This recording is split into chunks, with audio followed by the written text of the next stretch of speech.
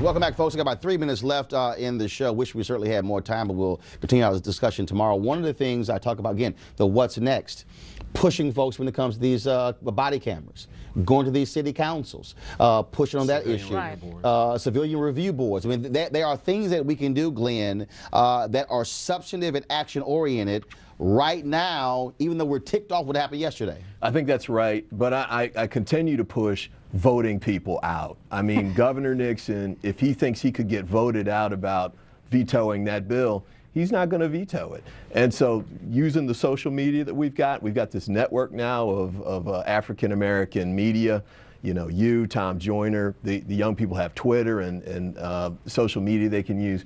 We got to take full advantage of that and make this a national push forward. But Cleo is connecting the dots, and that is because folks say, well, why does voting matter? Who you vote as the mayor of the city council as who hires a police chief. Yeah. Whoever that police chief is sets department policy. Right. And so in the case of Jonathan Ferrell, the brother who was killed by the cop in Charlotte, it was a black police chief who said this was an unjustified shooting, arrest him for the murder of Jonathan Ferrell. That cop was no bill by the first grand jury, but was indicted by the second grand jury. You don't have a black police chief, you get a guy like Ferguson, the chief in Ferguson, who basically is trying to help cover this whole thing up. Right. And he could bring administrative sanctions. A police chief can punish a police officer even if the criminal justice system during the last election that they had in St. Louis, most of the black electorate did not show up to vote. In fact, Bob McCulloch ran unopposed. Exactly. He won the Democratic nomination, ran unopposed. Jeff didn't serenade all the remember, we still are personality-driven folks, whether we should be or not. Right. And the reality is, the more people we get to run that look like us, the more people will turn out.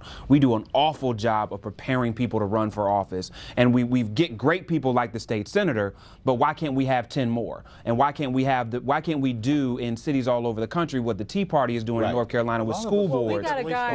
We got a guy in the White House, though, that looks like us that I think we need to put more pressure on with regard to this issue. The DOJ has still not updated their racial profiling language as this is happening. It's like an easy thing that they could do that they should have done a long time ago. Yarmish?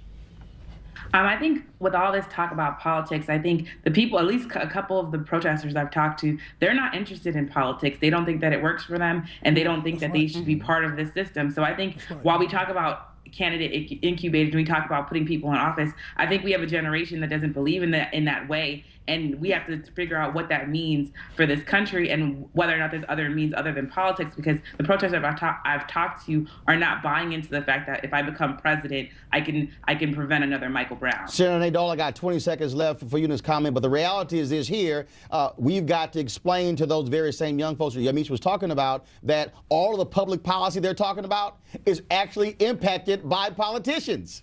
Absolutely. So let me be just really quick. I am about to pre-file my law enforcement omnibus bill, and I'm pretty sure that the young millennials care about tear gassing. I'm pretty sure that the young millennials who are out there every single day care about not being demeaned and called out of their name. I'm pretty sure that the young millennials who are out there care about having a third-party entity like Amnesty International. So yes, it does impact them. And let me tell you, I'm out of time. We'll continue the conversation tomorrow, folks. Thanks a bunch.